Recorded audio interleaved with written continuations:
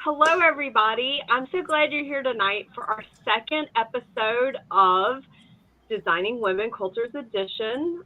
All of us are quilt designers, and we are going to talk in this episode about retreats.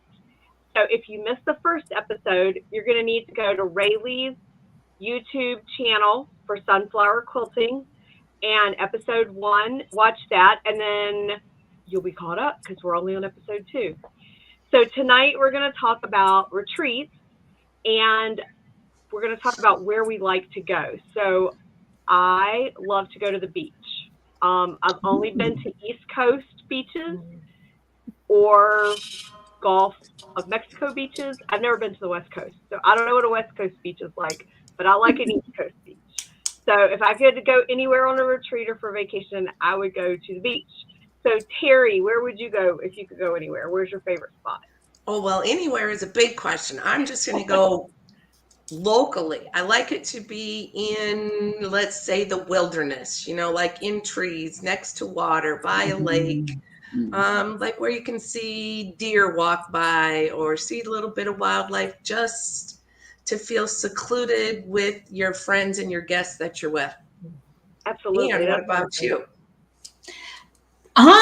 I'm not fussy about where I go. Basically, I do love having an outlook, though. I love being able to be sewing away like crazy and chatting and look at something lovely. So if it was the beach, or I don't know that we're going to have too many deer wandering around here in Australia, but somewhere that, has a lovely outlook, but it's the inside space that's probably more important to me. So what about you, Jen? Where do you like going and doing your quilt retreats? Oh gosh, you guys, I'm a homebody, so I like local places. I'm very fortunate. We live in San Diego. I can walk to the beach, and so I don't have a need to go there. The weather's pretty nice here year round, but I am definitely a homebody, and I'm actually dissuaded from going away for longer periods of time. How about you, Raylee? I am a bit like Anne. I don't mind. It is nice to have a view, I guess, but I actually don't mind where it is, but it's probably one of the topics we'll get to later is more about the venue and what's there, and do I have, can I do my projects well in the venue. I think having a venue that you don't have to go too far is good. So like, if you're going away to a retreat, having somewhere that's got a bed is pretty good. Slightly important. You want to sort of walk from the room, the where you're sewing to your bed and be able to fall into bed, and then get up and repeat the next day. And the next day and the next day. What about you, Charisma? Where do you like to go on retreats? Well, I'm kind of like you and in the way that I just love a lot of windows and natural lighting for the most part. So as long as like I have a place when I'm sewing and I can look out the window and see something, like whether it's even just trees or, the snow falling or the beach, any of those would be amazing. But I think the like best thing about retreats, and I'm sure that we'll talk about this, at least for me, is even though like I love cooking, I love to do a lot of cooking from scratch and everything, but to like check out and have my meals made for me, like it's like the best thing, because then I can just sew and do whatever I want. So I'm gonna say that a retreat with a nice comfy bed and my meals made for me is like probably sewing bliss. Like that's a vacation. So yeah, so true. Yeah, I agree. So back to you, Laura. What do you want to start with our chatting about? Let's do one little thing before we get started. If you are watching this in Australia, Raylee is getting ready to host a retreat. Yeah. So how about telling us about that, Raylee? Because somebody might get super excited from us chatting and decide they need to go to retreat right now. Well, if you get super excited, jump on the website now, because I haven't actually, it's been a bit of a crazy week in our household. And so I haven't actually been on the website to take down the retreat information. So if you want to look up social retreats, our next retreat is in the first weekend in October. So it's coming up in 2 weeks' time. In 2 weeks' time, we will be getting up for our second full day of retreat. Or still sewing. Absolutely. So so it's held at a venue just outside of Canberra, in a place called Bungendore, and it's a lovely light-filled room. I've been out there. The manager that I spoke with answered all my questions. I am very much looking forward to the meals that are going to be prepared for us, because like Charisma, I like not to have to worry about any of that when I go on retreat. That's someone else's job. I just want to get up and do my stuff and have someone say, morning tea's ready. Morning tea, and then you go back to your table, and then, lunch is ready. Go and have lunch and go back to your table. So that's my goal. So the 4th to the 6th of October, we do have day tickets available as well. But if you would like to come for the weekend, we've got 2.5 days, from Friday afternoon to Sunday afternoon. In Australia, the Monday is a public holiday. So if you are coming from a distance, you could stay and visit Floriade in Canberra, which is an enormous flower show. So you could spend that day doing that before you travel home. Otherwise, come and join us for a weekend of just getting a whole heap done. So absolutely. Yeah, okay. Very much looking forward to it. So let's see, out of the 6 of us, who has hosted a retreat previously? Just raise your hands. Oh, Jen. By the sounds of it, we're all going to Jen's house for a retreat. She doesn't want to come on over. She's got the beach too. She's in San Diego. Yeah, Laura, you've never seen West Coast. It's amazing. No. I love it down here. Yeah. Okay. Go ahead, Dan. Go ahead. Oh, well, I was about to say, the whole venue thing, Raylee sort of talked about it. The venue, I think, is the most crucial part and the most difficult.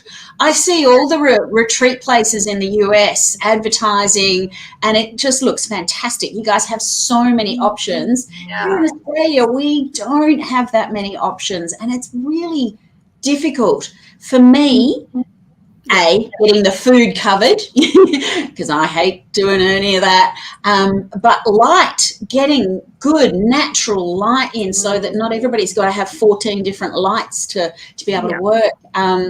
Heating, cooling, depending on what time of the year. I went to a 2-day sewing day, so it wasn't sleepover or anything. I just rocked up for the 2 days, but it was in a town hall in the middle of winter, and their heating broke down.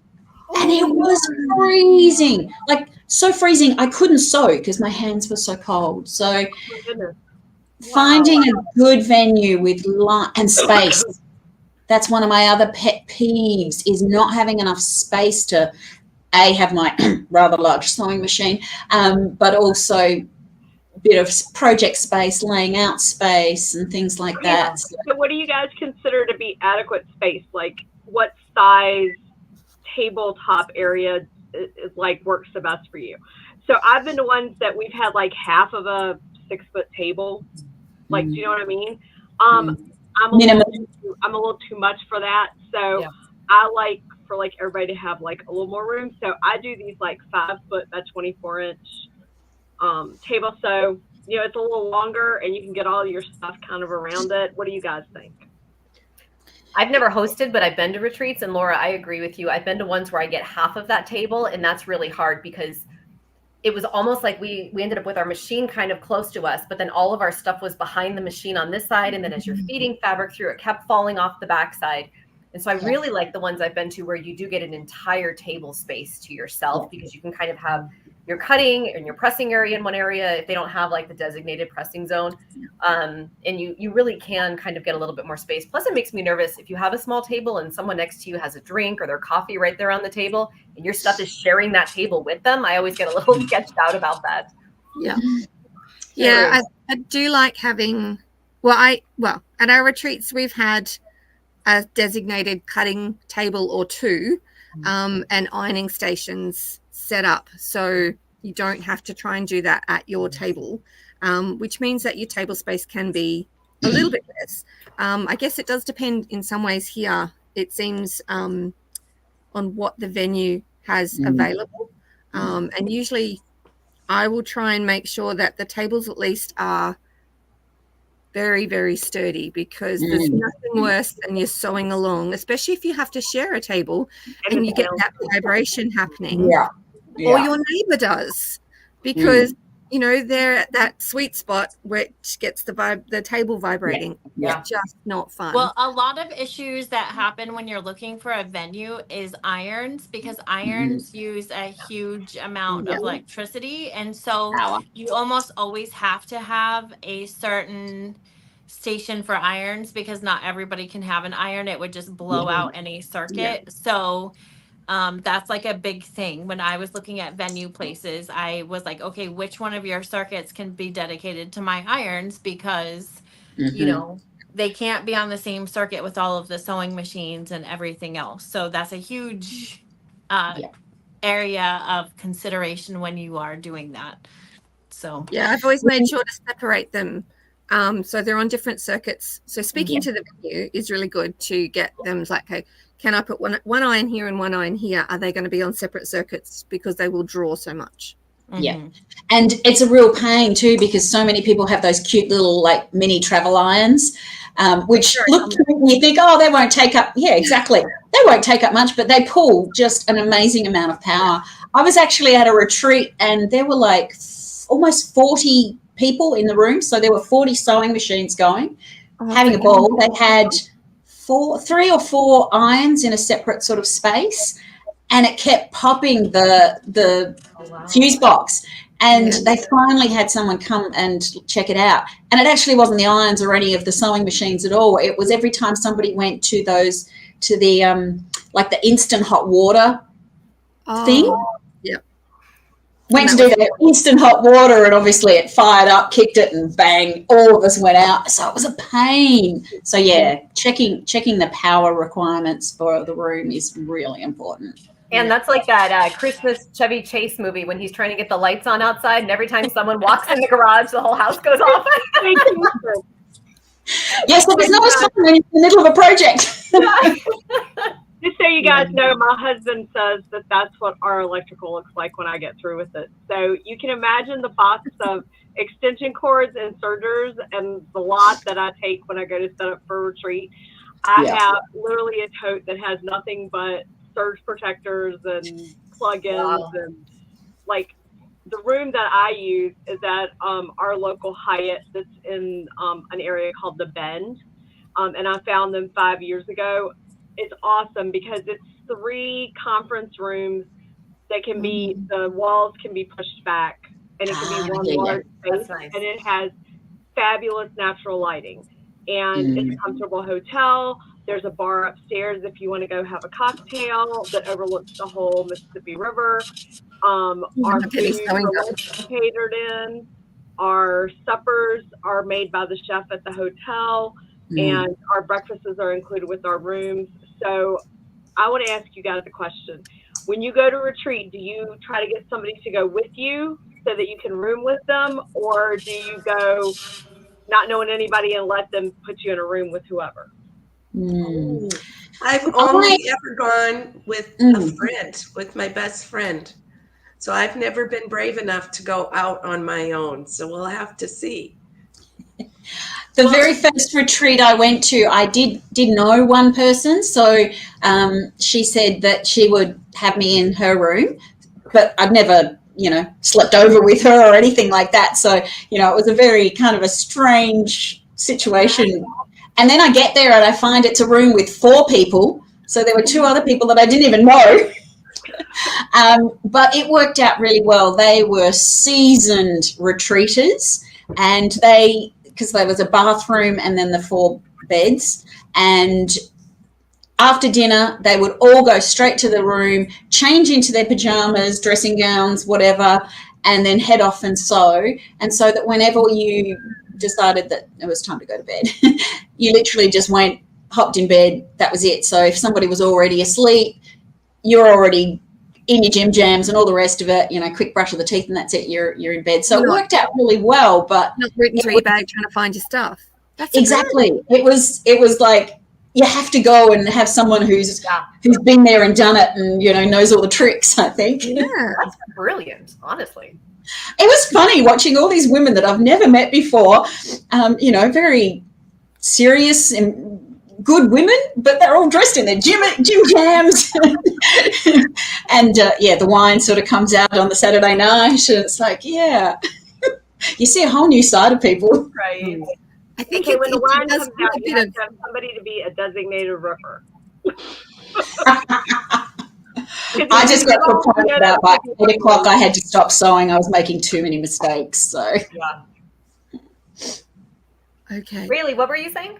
I was sorry. I was trying to work out what Laura had just mentioned because it didn't sound right here. Anyway, A seam ripper.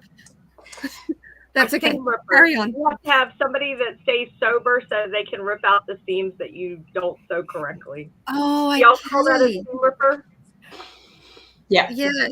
I've never heard that term. There you go. A designated ripper. I love it. Right. That's good. Much cleaner than what I was thinking of.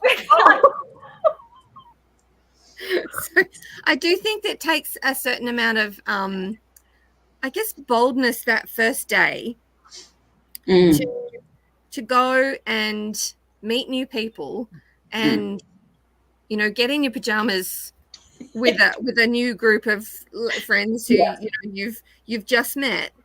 But I think it's a bit of a mindset of, well, these people are all into the same stuff that I'm into. Exactly. They might like different techniques. They might be into that, English paper piecing stuff or whatever. But go and they're sort of pretty much they're friends you haven't met yet because you're there for the same reason. You're into the same stuff. So there's a commonality already.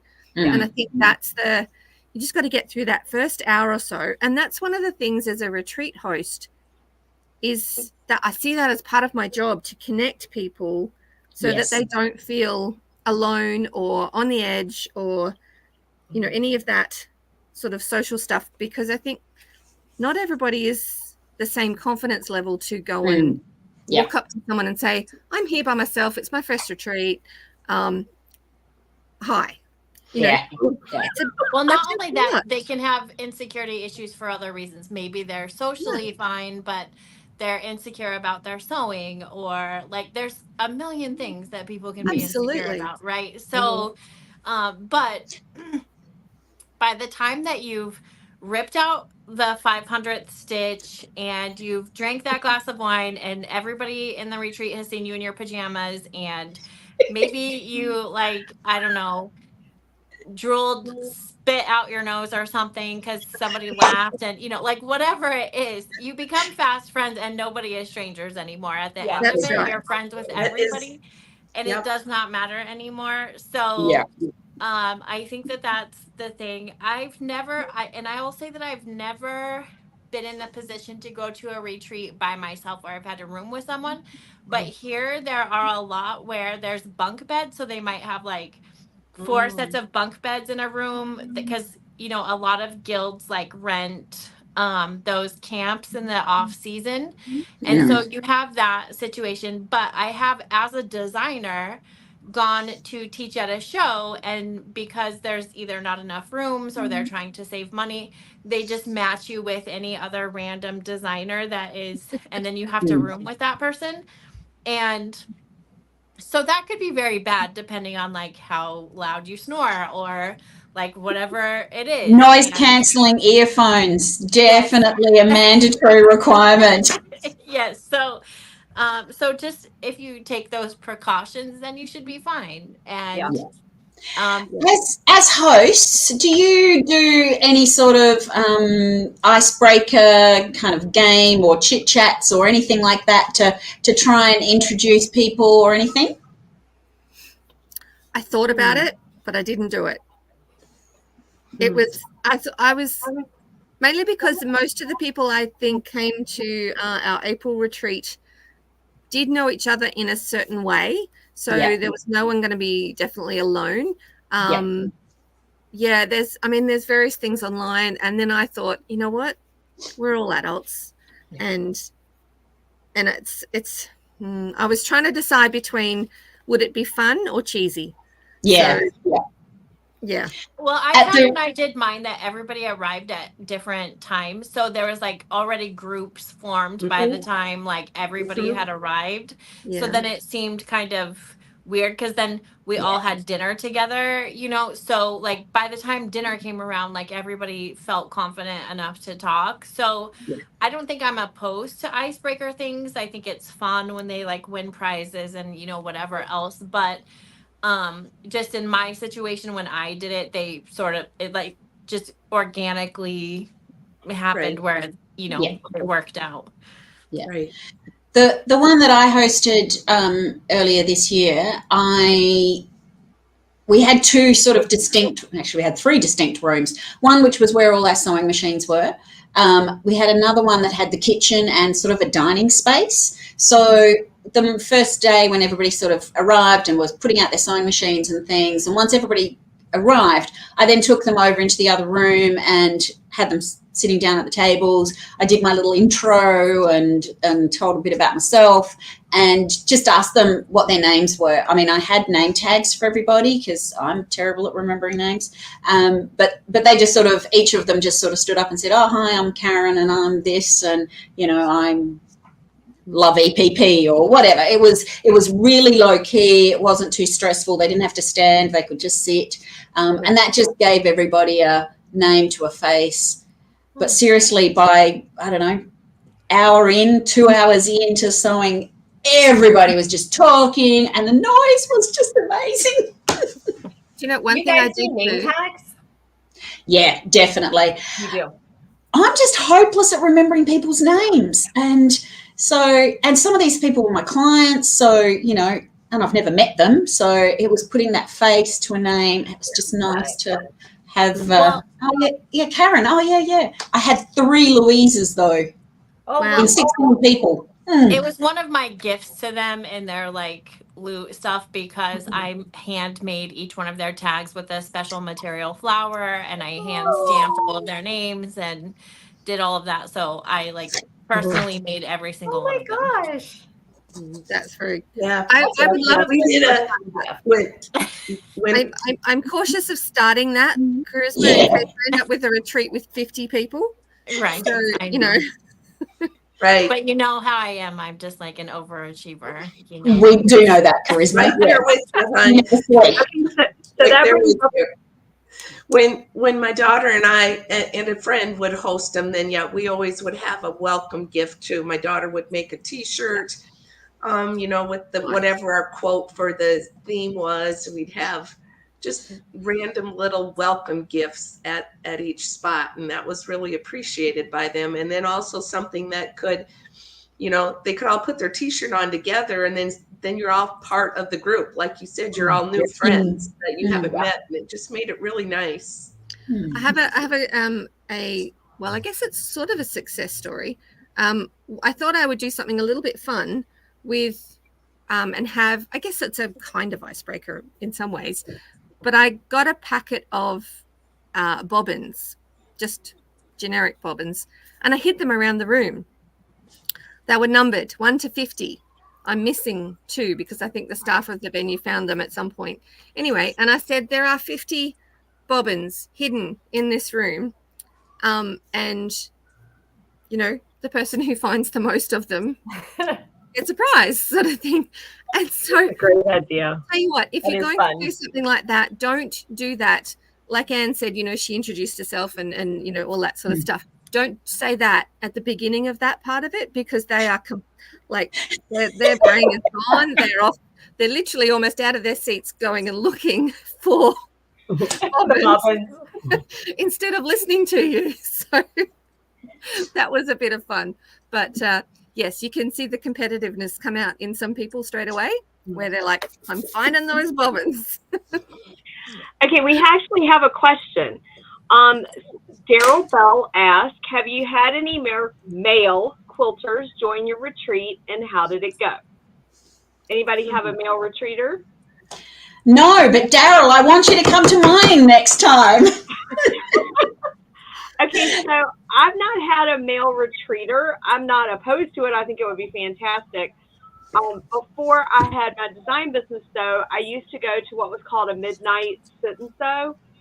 So we went at 4 in the afternoon and we sewed until you couldn't keep your eyes open, usually a little past midnight. Wow. Yeah, and I used to sit across the table from Clayton, and he was the best to sit across the table from. He made the best facial expressions, and he was just a complete riot. So he passed during COVID, and I was just heartbroken because he was like the sweetest friend ever. So I'm not opposed to it at all. I think that male quilters bring something cool to the table. So yeah, I'm not opposed to it at all. I think it's I haven't had one at my retreat. I do know there's a man in our guild who has been on a number of quilting, like teaching tour type things, not as the teacher, but as the student. And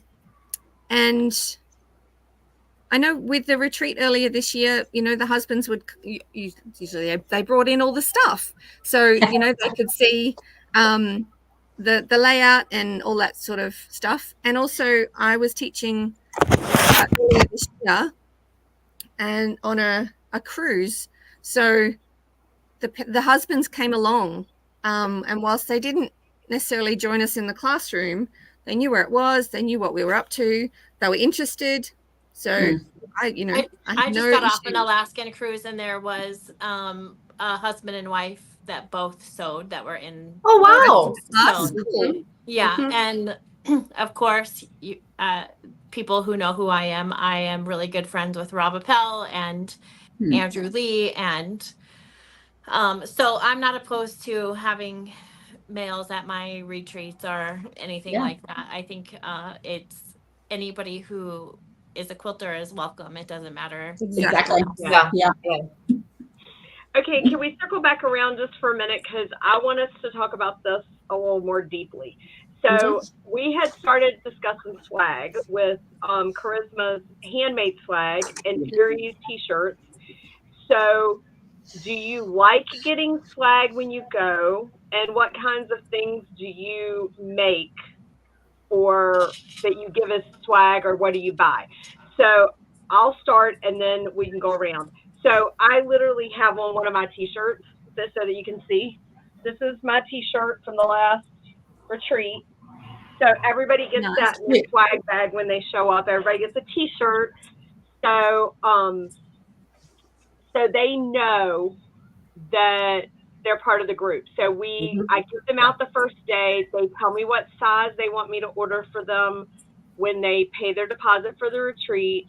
And everybody gets one. It's a different design each year. It usually says retreat on it in the year. Sometimes I haven't done that just so it's more like user friendly. But I've done one every year for 5 years, and they all look forward to it. They all want them, and they literally bring the ones from the previous years back. Oh, cool. Yeah. So we retreat for 4 days. So they all, the ones that have been there since the beginning, have a shirt for every single day.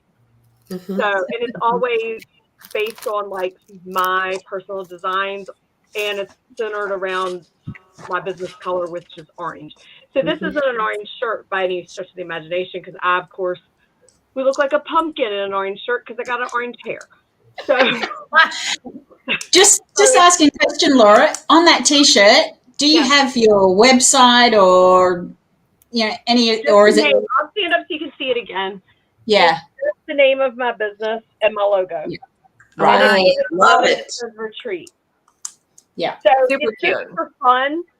It's not really advertising, but when people see them, like if I wear one to a show, or if one of the ladies that's in my group wears one, like to go sew somewhere, they're like, "Oh, that's a cool shirt. Where did you get that from?" And they're like, "Oh, I go to this retreat in January, and it's amazing." That's awesome. That's like free advertising. Exactly. And they love the shirt. So like they want to buy the shirt. So they don't pay for it. It's included in the retreat cost. If I have extras left over and I'm doing like a live venue where I'm vending it like a show, I'll take the ones I have left over, but when they're gone, they're gone. Like I don't reproduce them again. So that's one of the reasons I got away from putting like the website and the year on them, because that way, if somebody buys one like in Kansas City 6 months after the retreat, I don't have to worry about it not being like Yeah. Right. Yeah. Right. I did have a little swag bag or goodie bag, as I like to call them, just as something on, had their little name tag sort of clipped to it. It was a little canvas bag. I had a little stick and stitch, little embroidery, and one of the other little pop-up shops. Actually, that's another thing we can talk about, girls.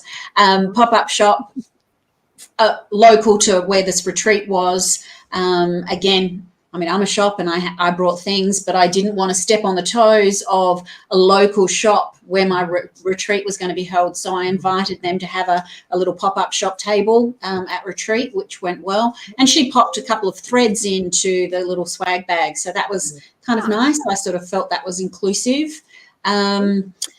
Gosh, I had thread. I had, I can't even remember all the little things, but it was quite a nice little, little bag about yay high, full of things. So they had some little goodies to take home. Got a few things out of my studio, which was nice. But I haven't ever thought of a T-shirt. That would be, it's on my list now. The other thing that's been fantastic is some of the ladies in this group have also sent me swag to give the ladies. So each year I've had 1 year that people got stuff from Terri, 1 year people got stuff from Jen, 1 year people got stuff from Charisma. So I tell them as a thank you to those ladies, they need to go and follow them on social media and sign up for their newsletters. Yeah. And they love stuff from other designers. So they think that's the best. Like it's their secret spot into that designer or whatever. Even if it's nothing grand, like if you think, they won't want this, they love it. They love getting swag. How about anybody else? Well, I contacted other designers and companies to help fill my swag bag. So whether it was a magazine company that just sent, 30 magazines or whatever. So however many. And like last year with my open house, I had to, it was a substantial amount. But so whether it's fat quarters or something from different manufacturers, because of course I work with fabric companies, but just enough to fill the bag, let them know that, I did consider them coming and I really tried really hard to secure some great gifts for them. So yeah, I tried to do that. It's an interesting. Was the little bag that I put in, and that's the little stitchery that goes on it. So cute. I think I've stitched about 4 leaves. That's all I got done for my whole retreat, by the way. Oh gosh. 2.5 days, and I literally did not sew on my machine a stitch. I was too busy being host and chit-chatting and things. So Okay, so let's. Oh, I'm sorry. Go ahead, Raylee. So what we did for our April retreat, I'm going to hold this up to the screen, and hopefully you can see. It was a bit of a test and measure. So we made a little pin. Oh, so cool! Yeah. So that's your logo, isn't it? That's the logo for social retreats. So, test and measure. So the writing was a little bit smaller than ideal, but anyway, I've improved that for October. Nice. But so they do get that as a bit of a ongoing. You could collect all of these if you came to all of them. But anyway, that sounds fabulous. So I have done that. Fine. But it has been interesting. There's been a bit of discussion in some Facebook groups recently about swag and whether or not they like it or they don't like it. And most people do like it, but they don't see it as an essential. And some people are very much of the mind that if the retreat cost is less because there's no swag, then that's what they'd prefer. Yeah. So yeah, it's a real sort of, it's an interesting conundrum, I think. Really, I want to add to that. I think for me, when I go to retreats, I prefer to get a swag bag that has maybe more quality but less things in it than a bag that has like 20 items and it feels like it's so full, but it's just like outdated fabric hoarders and a seam ripper that actually doesn't rip because it's so old. Yeah. You know what I mean? Like I would rather get like maybe one pair of scissors and have something that's like really cool than a bunch of just stuff that I'm probably going to get rid of half of it before I get my suitcase from home. Yeah, true. One of the retreats that I went to is with a guild in South Australia, and they have just a little bit on each of the table spots, and it's a cup or a mug with your name on it, a spoon with your name on it, because they don't have disposable cups and all that sort of stuff. So it's very much, hey, this is yours, and you are responsible for keeping it clean. And they just had, I think the first year was like a little beaded scissor keeper kind of thing. Yeah. And I think that was about it. I don't think there was, it might have been a chocolate or something. So really simple, really easy, but something that helped them in terms of my cup, my name, So that was kind of cool. It was just something cute and little, and it was on my place. So that's how I knew where I was sitting and things like that. So. See, I love that because I teach at Garden of Quilts every year, and they always give us a gift, and I still use several of the gifts that they give me. So one was like a really nice, I can't remember what the brand, like a Yeti cup, and I still use that cup because it's useful. When I go on vacation and I need to bring souvenirs back for my kids, like I just went to Alaska, I found these really cool, like metal carved measuring spoons. And I thought, my husband's like, why are you getting all of those sets of measuring spoons? I'm like, well, because I like the things that are like useful, but still like a little memento, so that like every time they use those measuring spoons, they're gonna be like, oh, my mom brought these to me from Alaska, or whatever. And what's funny is he thought I was like being so goofy, but every time my kids come over, because I don't see them all at once. But even today, one of my sons came over, I handed, and he's like, oh, we need new measuring spoons, and these are great because, it's not just like some little souvenir that they're going to like throw away because it's just, a tchotchke and whatever. So it's something useful, but still a reminder of, I thought of you. So. Exactly. Yep. That's exactly what, besides the t-shirt, we would give a notebook, because that's sometimes things you forget to take along on a retreat as the retreater, so a little notebook to match our theme. And then a new seam ripper, not like an old used one. It was a new one, Jen. But yeah. A cheap one. I should have said cheap. There you go.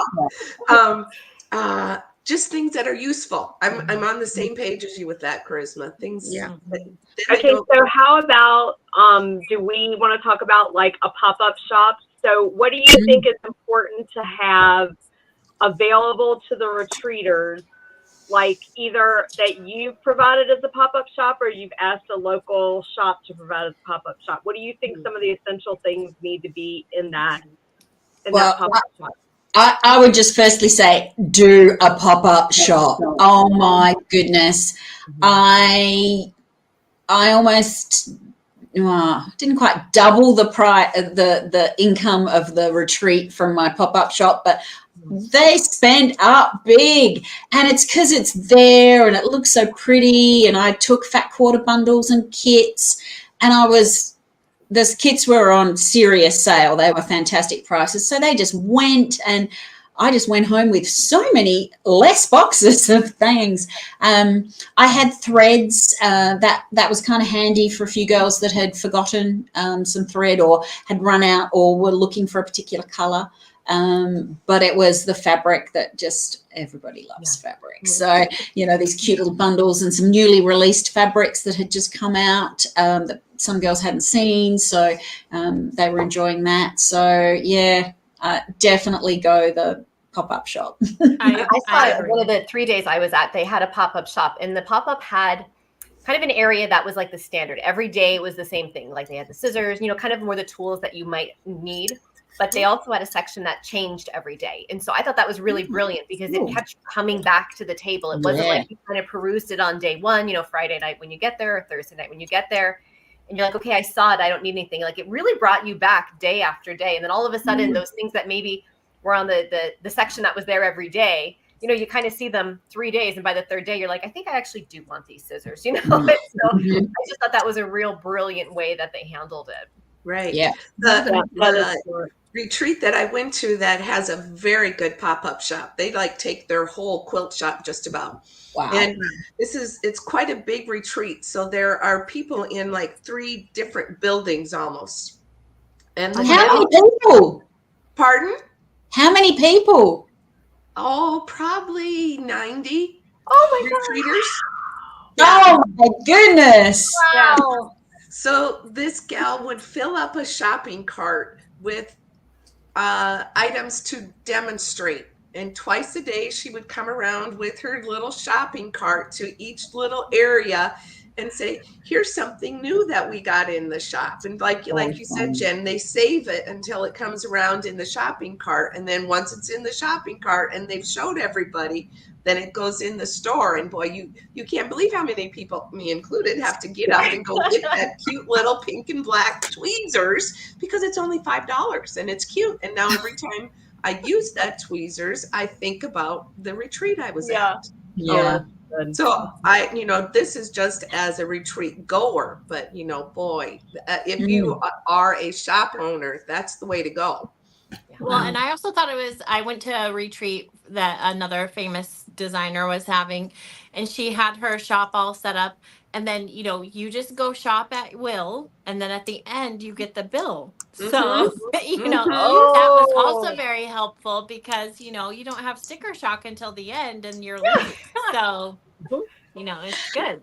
I had girls that were shopping each day. And so they would go, oh, yeah, can you just put that aside? So they had sort of little stacks for each of them. I only had 16 people, not 90, thank goodness. Yeah. Like herding cats. They all had their own little thing and did the same thing. It was like, that last bundle's just going to come with me. And, oh, okay, how much is it, Anne? And right at the end, it was like, well, it's $480. Wow. So, it was good. Yeah, cool. It's an interesting thought process, though. Do you go to a retreat that is 90 people? Sorry, I'm stuck on that. I know, I am. Do you go to a retreat that is smaller and a little bit more where you can meet everybody? Whereas 90 people, you couldn't talk to that many people in the weekend and still get anything done. No. It sounds like they had 3 rooms, so you're probably have rooms of 30 people or something. Right. Sure. Right. And then what do you do when you meet someone at lunch who's in room 2 and you're like, you can't find them again. Room 2. Well, you say, I'm sorry, you're not at the cool kids table. No, I'm just kidding. I'm just kidding. I'm just kidding. Hey, Regina George. I have serious FOMO. Laura, how many people do you get coming to your retreats? Okay, so I currently have 20 ladies. So I started with 10. They're double occupancy rooms, or they can get a private room if they don't want to have somebody assigned. It costs more money for them to have the private room, but I offer that option. So 20 is a nice sweet spot. Yeah. I could add 4 more ladies in the room, but the group is so cohesive now because we've been doing it for 5 years and everybody's added friends. Yeah. That if we add 4 more people because one of their friends want to come, it works out fine. But if we don't, 20 is a nice, sweet, round number, for people to come. And it's approximately 10 rooms at the hotel. And I do demos. So I kind of do what you guys were talking about changing things out. So I have them I put a shopping bag. That's one of my business shopping bags under each of their tables, empty. And then if I do a demo and they want it, they literally reach out and I give it to them and they just throw them in the bag. So at the end of the retreat, they come up with their bag and we settle up.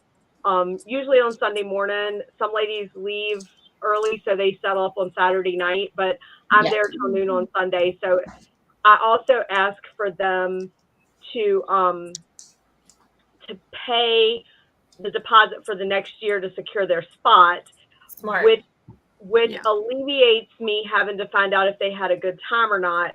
Because if True. when they come up to pay and I say, would you like to have your spot for next year? And they've had any kind of discord, it gives me the opportunity to fix it. To chat. Yeah. Because then they would say they're not going to come next year because they didn't feel this or something happened. And it allows me to like help them feel like they're part of the group, and Yeah. anything that wasn't good that I can go ahead and fix it before, it gets even out of the room, basically. Yeah, that's So, really good.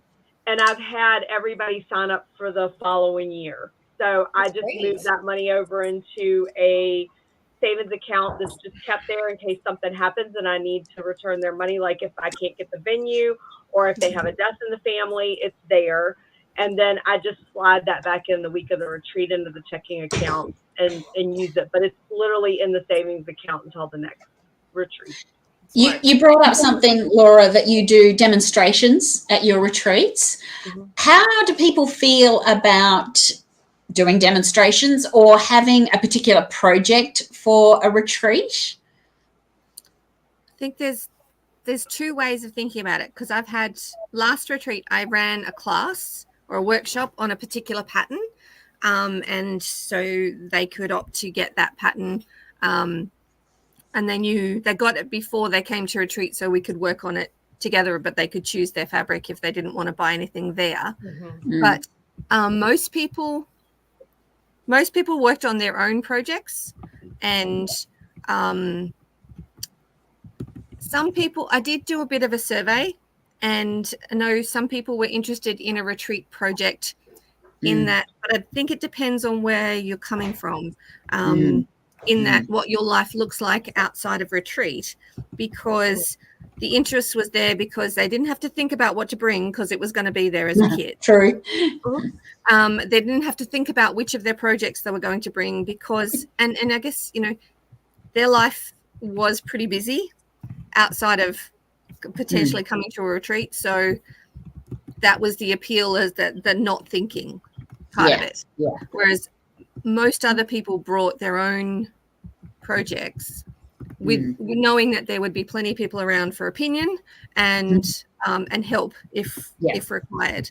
I did specifically say, like, any crafts are able to come to our retreats, but if you bring knitting or crocheting, I am not your girl. I can't give you help. Yeah, you've got to stitch. I'm sorry. No, I totally get it. Before we go on, let me just I don't know if you guys are seeing it, but Stitch in Heaven wanted you to know that they love you, Charisma. Oh, thank you. And I think their comment about a wise answer was something that you said. And they also said that quilters retreat for a variety of reasons, and those are determine the events they attend. And that is correct. They choose their event. Like, somebody that wants to get to know everybody in the room would not go to a 90-person retreat. Yeah. And somebody that doesn't like to have to meet anybody, they would probably love the 90-person retreat because they can go off and be by themselves and not worry about it. Quietly in the corner. But yes, these are, like, the comments in here are amazing, even the people that are watching us. So I'm quite interested to think about perhaps having two different types of retreats, maybe in a year. So Raylee, when you're doing your 2 a year, maybe one is just you bring your own projects and go hell for leather on all your works in progress. But another one being, hey, I've just released a new pattern, or this is one of my most favorite patterns, or whatever, and actually providing a kit. And as you say, you just literally turn up with your Jim Jams and your bottle of wine and have a weekend where you're sewing a quilt with people. That could be kind of fun. Yeah. And I guess it's part of the growth process that I have in mind for our retreats, in that, we're sort of just getting back into them after the world went to pot for a few years. So, once we get that momentum going, that's certainly part of the future plan for for our retreats. And I've had other teachers contact me to say, keep me in mind for when you get to that point, if you want a teacher to come to your retreat. So I kind of straddle the two with the way I do my retreat. So what I do is when they've paid the deposit, 2 weeks before the retreat, I send out a packet of information. It's especially helpful to new retreaters. It tells them, to bring their pajamas and plan on being in the room in their pajamas and like the stuff that a non-retreater wouldn't know. But in the packet, I'm like, okay, I'm doing these demos. And it's usually patterns that they can only get at retreat or that haven't come out publicly yet that are my patterns, but the only way they can get it is to come to the retreat. And so I'm like, if you would like to pre-order a kit, contact me and I'll have it ready for you. I then make 2 or 3 extra of the kit because once somebody gets it and they open and see the fabric, then they're like, oh, I've got to have one of those. So then it's viral. But they get the actual patterns. Like I have used one of all of yours, and I've also asked other people that I know were people were seeking out that pattern. I give them the pattern. It's included in the retreat. So I do 5 demos. I think that's right. 6 demos. I do 6 demos, 1 on Thursday night before supper, and then 3 on Friday, and then 2 early in the day Saturday. So when I go around, one of the ladies hands out the pattern. So they get the pattern, but if they want the kit or the special item or whatever, they have to tell me in advance so that I can order it. And then I can gauge, like, if out of the 20 people, 18 of them order it, I know they're all going to want it. So I just go ahead and buy the 20. And then I offer them 2 other little perk things. The 2 other perk things I offer them is we sew something together that's small that they can do in about 40 minutes. So it may be like a little bag or something. And I tell them what to prep, and I bring, if they want a kit for that, because they want it just like the one I made, I show them a picture of it. And if they want the kit, then I give them the kit. If you don't want to participate, though, you just sew on your machine and you're still in the room with us, and it's real low key. Like it's not, it's, I walk around and talk to all of them anyway. So as they're working on the next step, I go and check in with everybody. And the third thing I do is this: we have a swap every year. So it's either a block or a piece of fabric. So I usually give them a pattern like a table runner or a small throw quilt that uses like charm packs or jelly roll strips. And so last year I did from Heather Briggs, My So Quilty Life. She had these little heart-shaped lollipops for Valentine's Day in my retreats in January. So I had them each of them bring 20 of the 5-inch squares that were all the same. And then we swapped. So when they put that together, they could pick whatever background they wanted, but everybody would have the same 20 lollipops. Cute. And it's like a memento. So we've done that. I've done canning jar, one with canning jars on it, and they bring the 5-inch square, for the canning jar. So everybody brought like a different food. So, and they tend to like that. And so that has worked out well for me as well. That's cool. One of the little projects we've got for this coming retreat is a bit of a community project, actually. And so I have lots of scraps of fabric. Who here doesn't have lots of scraps of fabric? So, and probably everyone listening, if you're into quilting, you've probably got lots of scraps of fabric. Anyway, so I've cut them up into basically 2.5-inch squares, depending on the size. And so I'm going to get everybody, as maybe, they've got 5 minutes between projects, or they might need some leaders and enders. Then, to make up some 9-patch blocks. And we'll actually join them together, and it will become a community project through the local guild. They do projects like give quilts for charity or kids in hospital or all that sort of stuff. So that's and I thought, well, that will use my scraps really well. And it just is, someone might sort of think, oh, okay, I finished this row. I'm going to go and sew a 9-patch block just as a bit of a palette cleanser. Yeah, I know. Angie usually talks about those. So I thought that might be a good a good project. I had one of the ladies, I think she's coming to retreat. Anyway, she was here helping me the other day, sort out a whole heap of fabric. So yeah, that's something I'm looking forward to seeing how far we get with that. It might be a long-term project, but that's okay. So yeah.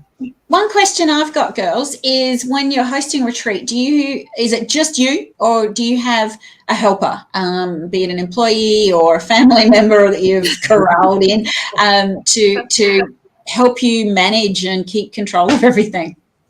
Yes. When I hosted, it was a friend, and then I would always con my daughter into helping. She could come free, but she had to be our slave, basically. Excellent.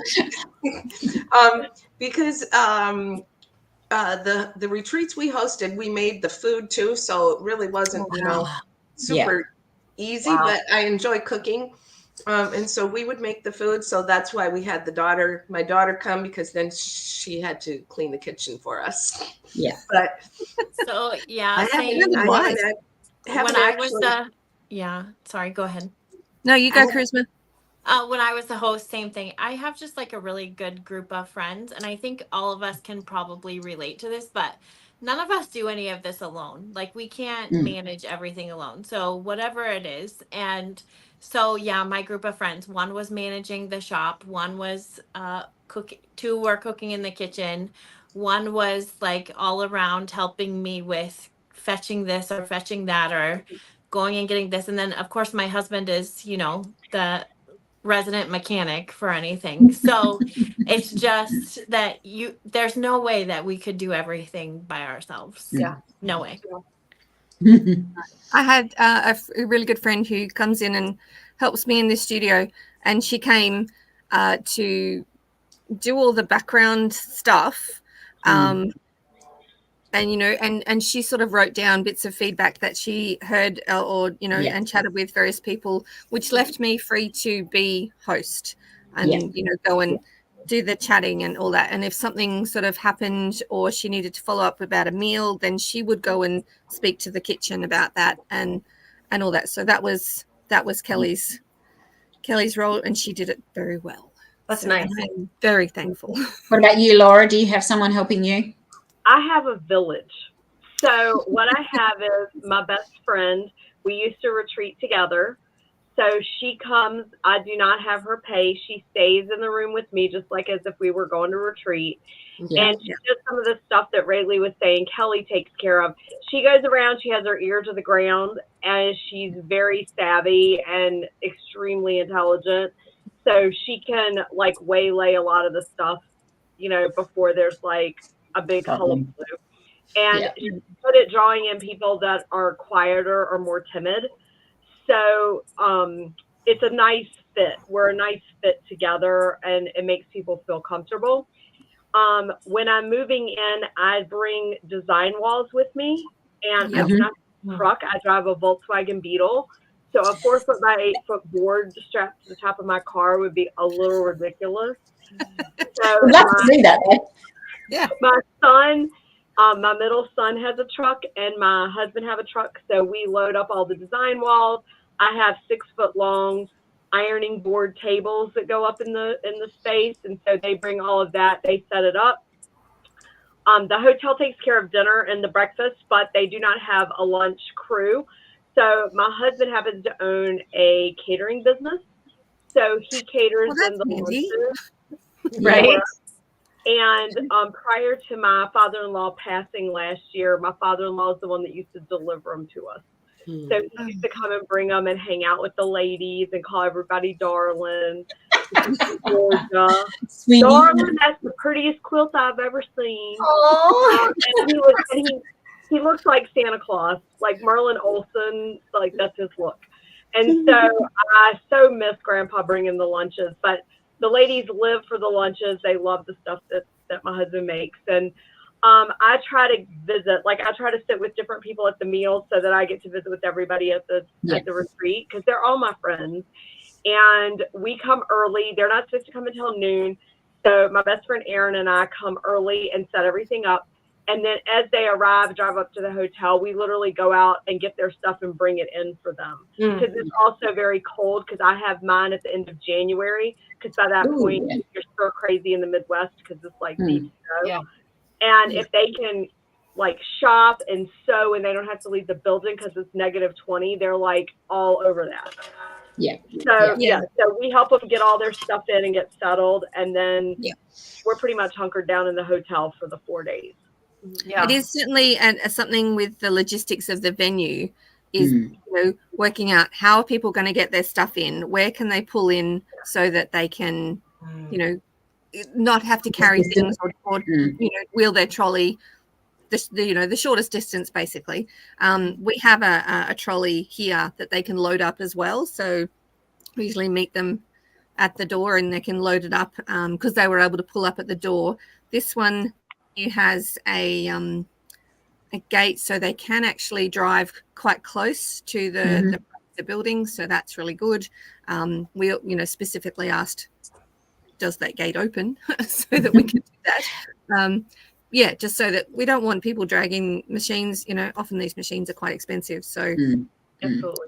And no steps as well. I again, when I'm looking for venues, it's like, oh gosh, no, there's like 10 steps to get up. Nobody's going to be wanting to drag their machine up steps, or let's be truthful, quite a lot of quilters perhaps couldn't even do those steps. So it's got to be tough to find a good spot.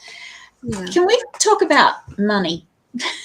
Yes. But before we go there, let me just say this: if you can find somewhere that's handicap accessible, and you can find people that are going to cook for you that will take care of dietary needs. I have those questions on the form when you apply to come to the retreat, like when you pay your deposit.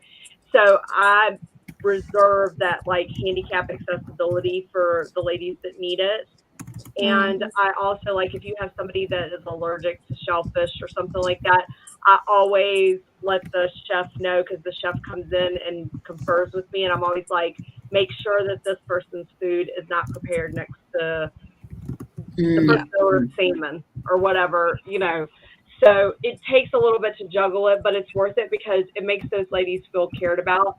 And a lot of them would not get the interaction with other quilters if you did not have it. I have one lady that comes and she really needs to be in like a scooter or a wheelchair. And she loves to come for the interaction with the other ladies. And she still sews, and she sews beautifully. But if I did not have a room available to her that she had like a non-barrier shower, she couldn't come and do it. It means a lot to those ladies need that interaction with the rest of us, and they really do love that. So let's talk about money. Anne, do you want to start the conversation? Go for it, Anne. It's always the worst bit, isn't it? Well, I found when I was doing my first retreat was finding that sweet spot between I need to make money. As much as I'd love to just sew with my friends, that's great, but it is a business and I need to make money. So trying to get that, these are the venue costs and these are the catering costs and these are, working out all those costs and going, well, I need to have X number of people coming at this cost to get me a little bit of money. I think when you start getting to 90, you'd be making some reasonable money. But when you're at that lower end of 10 to 15, it can get hard to make money and still keep it a reasonable price, I suppose. And I guess it depends on your format as well. So both of the retreats that, we're kicking off, we're trying to get going, both retreats are where you pay for the retreat itself. So having the room available, having all the stuff and all that, but your accommodation has been your own expense. Yes. So, because that can really add up, if you think about it, and sometimes it's good not to think about it. But sorry, I have someone just arriving at the door, so I'm just going to say to them I'm still chatting. Well, while Raylee's doing that, I didn't include accommodation because the venue that I had was a standalone venue. There was no it wasn't a hotel or anything. So people had to go and find their own accommodation. It's a tourist region, so that wasn't a problem. But I had people staying in the caravan park so that it was cheaper for them, to staying in some, quite lovely, luxurious sort of B&B kind of thing. So I felt, for me, that took that stress away from me of finding a sweet spot of accommodation, and they could do whatever suited their budget. Yes, but I think if you are in a different location, so if you were in a more remote location, which could be part of the attraction, is that, there's no distraction, then generally you would have a venue that has the accommodation attached. And so your overall retreat cost is higher because the accommodation is included. Whereas, so I know I've seen one recently that's not too far away that's been advertised, and the retreat itself is, I think it's about $700, which sounds a lot, but I believe the accommodation is included. I haven't actually checked the fine print on that, but I think that is probably the biggest distinction as to a retreat cost, is whether or not accommodation is included. And all food. And all food, yes. Yeah. So we've got... And also the project. So sometimes the project might be included. Well, do you think that project is worth that price or whatever? Yeah. So there is a lot. I mean, and we're in my area, at least, because I had thought about securing a venue here. I don't have a lot of places that offer accommodation. So that's a huge problem. They'd have to drive 30 to 40 minutes to get to their hotel every night. Well, that's, kind of an issue, I think. And so then you have to take into that account, and then I still have to rent the venue, and I still have to, do all of these things. And I'm competing against, in my particular area, there's a lot of campsites. Like, I'm not saying camp as in camper camping sites, but like Girl Scout camps or Boy Scout camps, YMCA camps, where these guilds or just groups of 20 can go because they're nonprofit, rent for $20 a night. Well, I can't do that because I am a business. So I can't compete with that, So then they're like, well, why would I go to that retreat when I can go here for $20, a night? And I'm like, well, I mean, it's just going to depend. The difference is you. Right. Right. And we know that, but for someone who just wants to get out for a couple of days of sewing, it's a different scenario. But I think that's part of the, we can get a little bit of insecurity ourselves as to, for that reason, Charisma, is like, why would somebody want to come on a retreat with me when they could go on a retreat, with their guild, which is a not-for-profit generally, and it's often so much cheaper. Why would they do that? And it's like, well, do they want to come because it's you or me or Anne or any one of us here, or do they want to? It's hard, but because my local guild has a retreat about 2 weeks after mine, but it's not about. Not everybody's part of a guild either. So that's true.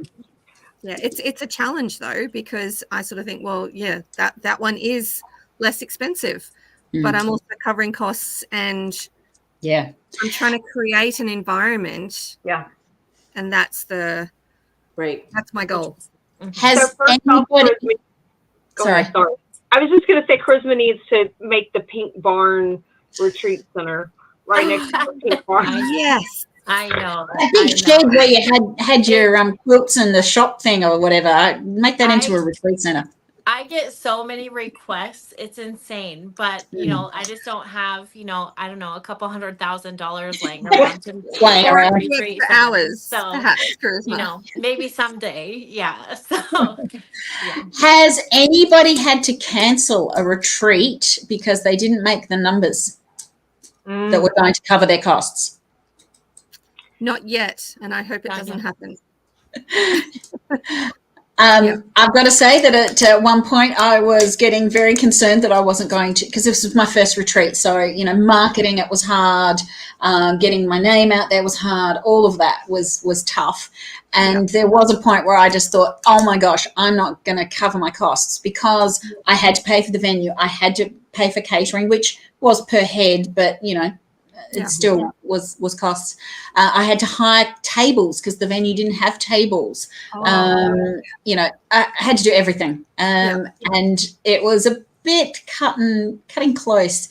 But luckily in the last couple of weeks, I managed to get above my break-even cost. Yeah, I'll be completely honest, I did not make much money from the actual retreat, but thankfully everybody brought up a storm at the shop, so I did make money from the event, and it was such good fun. So I'm hoping the second one that I run won't be quite as difficult to get people to sign up for. So. And I think that's part of that process of accepting that the first year or so might not be as profitable.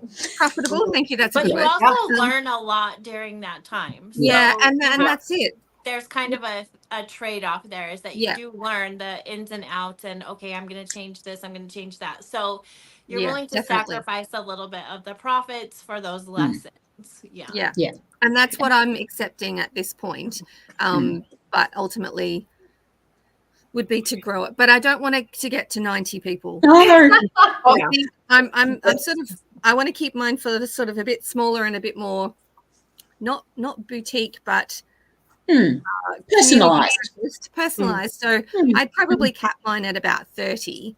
Even that's sort of getting up there with lots of people and names to remember. I want to clarify, I was not hosting 90 people. I was a retreater at a 90 person That's retreat. okay, Terri. We understood that you were one of the 90. But my mind was stuck on blown. But it is a bit of a challenge, but it is a lot of fun. And I think knowing that you're creating that weekend for people to escape. So the tagline for our retreat is escape to create. So because you are getting away from everything. You don't have to cook or clean. You don't have to, you can basically walk in, sit at your table. You can sit there in your pajamas if you want to all day. I don't care. No one else care either. So, exactly. Most don't. But also you get to know a bunch of people in a more intimate way than you would just normally. So then you build all of these connections with people, because all of the people that you just spent those 3 or 4 days with, or however long the retreats are, like, you have those memories forever, and so I went to a retreat 10 years ago, but I still remember all those people. They're on my Facebook. We chat back and forth, and we wouldn't have had that experience otherwise. And we do have that one weekend that we shared, and I showed them how to do the chain stitch, or whatever it is. So it's really a special thing, I think. No, you can't create that experience anywhere else. So that personalized face-to-face sitting and chatting, and it might be that you're not even chatting quilting. I mean, once you get past that, you get to that little bit deeper, and you hear about the family issues or the whatever, and it's just lovely to, as you say, make that connections to people. We've missed it, I think, over the years. Yes, we have. The other side. Go, Laura. I just wanted to circle back around and say that, two things. The first one is, I understand, because we're for profit, that we really can't compete with the nonprofit retreats. But what I've done is I've changed how I look at it. My retreat is not the experience they would get with a guild. So I have a masseuse that comes and they can schedule and pay for massages. I have a lady that is willing to lead yoga every morning. She's a retreater, but she's a yogi. So if there's people that want to get up and do yoga before they come in, they can do that. My best friend and I host a quiet time Bible study first thing in the morning. So if you want to get up and do that with us, that's always a lovely time to spend with the ladies. So there's different things that you get, and I make sure that the food is a different caliber. It's not walking tacos or they call them here in the Midwest. They call them barbecue sandwiches, but sloppy joes.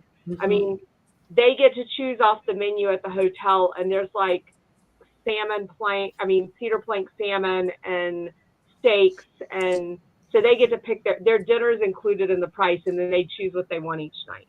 Yeah. Nice. So, and I don't It's cover a alcohol pampering. because I can't cover the cost of the alcohol at the bar because I would be broke. Yeah. But I do cover like the food part. Well, I don't cover it. They're paying for it, but that's part of their payment. And then the other thing I would say is, I don't know if I could ever go to 90, but what I've done is, it got over the 24 mark this last year for me. So what I did is I broke them into two. So I have one weekend, and then I have the second retreat the next weekend. And so the sweet spot for me to break even is 12. So if I have 12 in each one, then I'm good to go.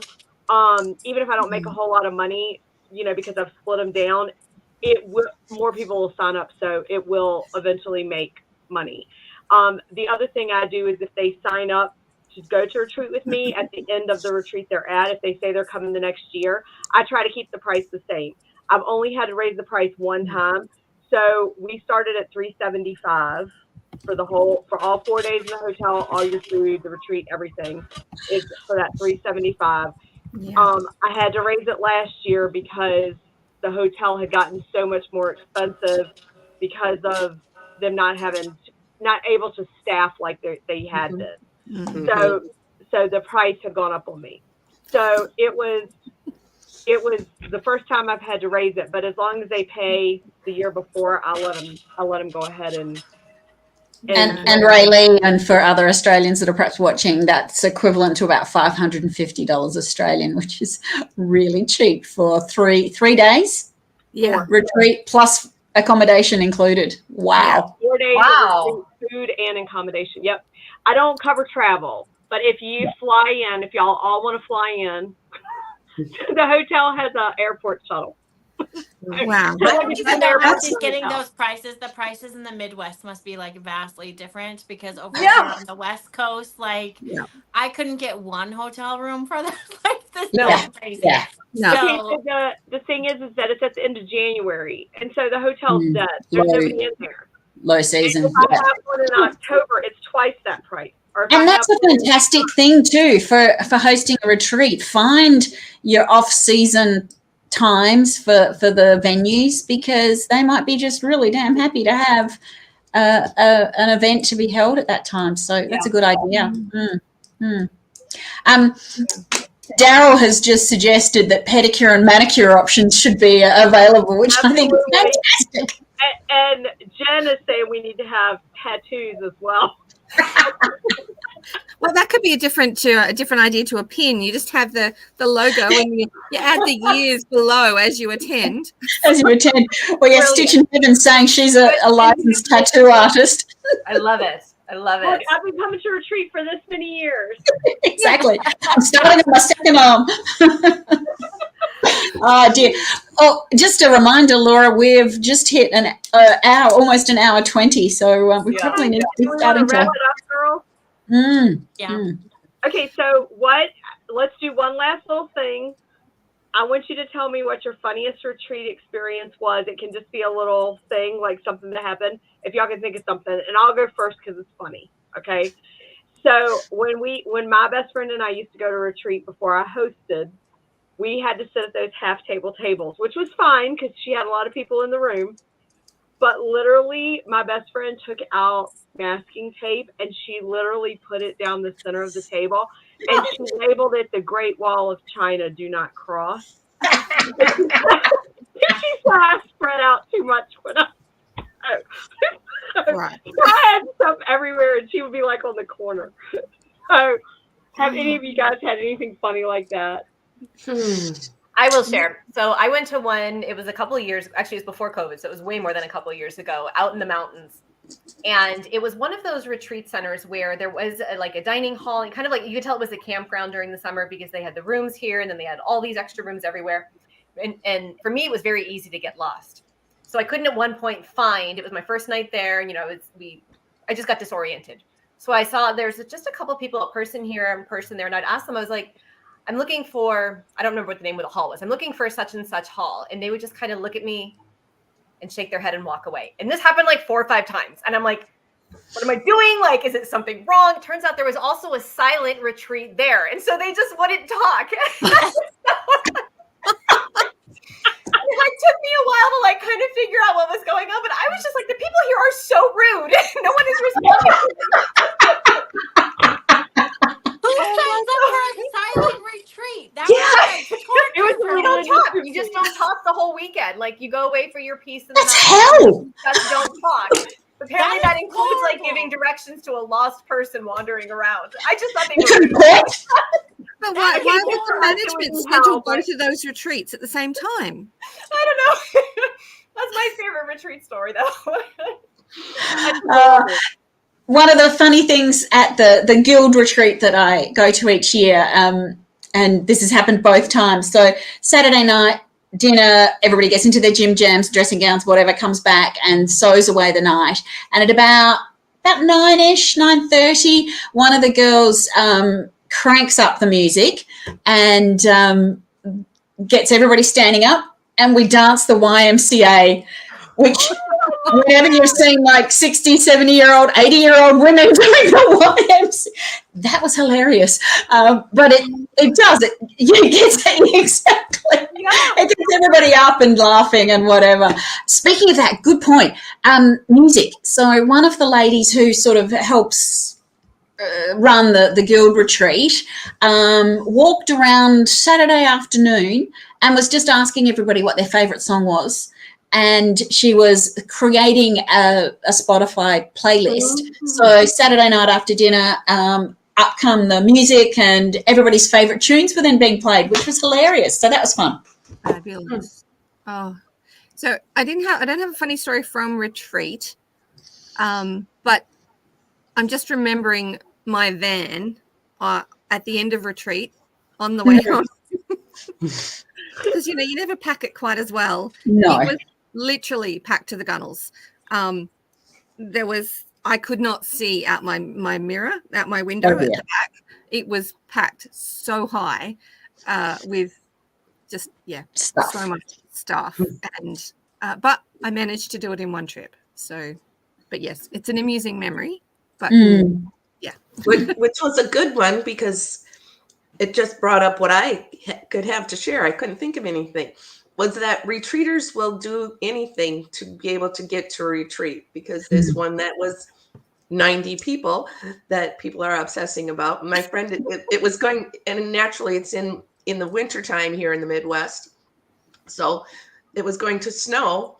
So we called and said, can we come a day early? Sure, you can come a day early. So we packed all up, went a day early in the pickup. And by the time we came home, it had blizzarded and we were slushing through snow to get home. But boy, we made it there a day early and we got to be there with extra day. Okay,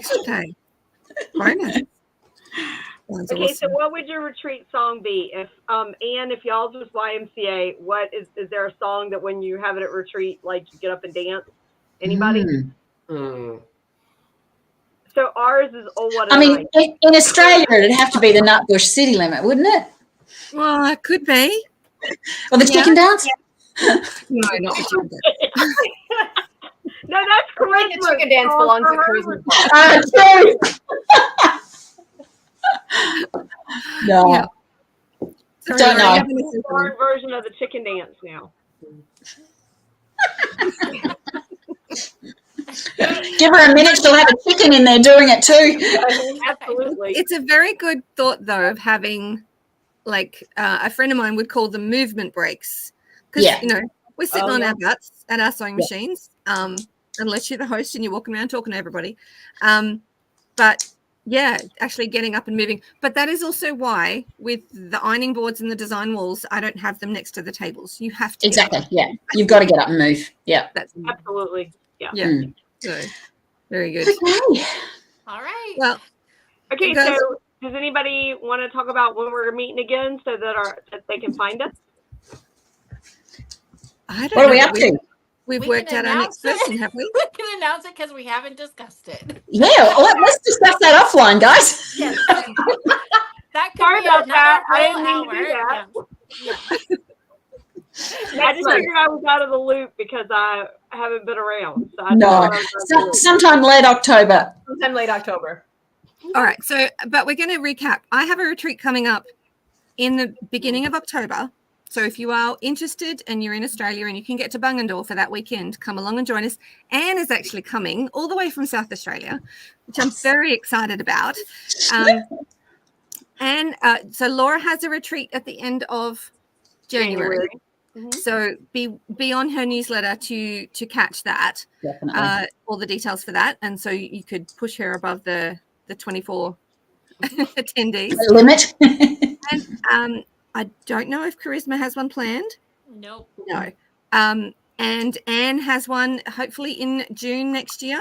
June next year, I have to find a new venue. Unfortunately, the place that I was having the venue this year is selling, and it's going to be renovated. It was a beautiful old 1850s Cobb and Co building, so beautiful stone building, and they're actually have got council permission to renovate it into a residence. So there will no longer be quilt retreats there, unfortunately. So I'm actually looking at the football club, which was a little bit out there, but it's actually up on sort of a first floor, but there's a lovely big ramp so people can get up there nice and easily.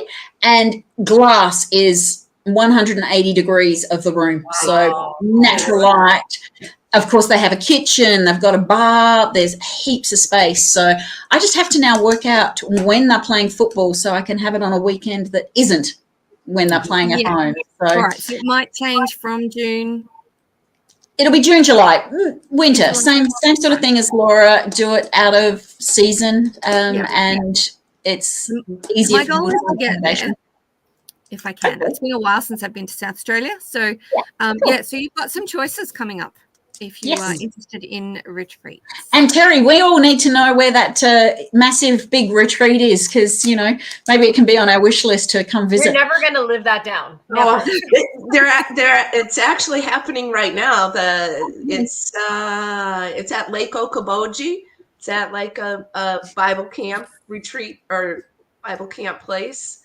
I'm never going to next to the lake. You might have to give the link to Laura to put in the description box, because we'll do that. That's a hard but you've all inspired me to host again, so we'll see what I got up my sleeve. Right. So we've got plenty of options for people who are listening, whether you're in Australia or in America. You've got options. Cool. Excellent. And we'd love for you guys to come for our Designing Women. We travel around to each of our different YouTube channels. And we are Designing Women Quilters Edition. So we would love to see you at our next meeting. Thanks for stopping by. Bye everybody.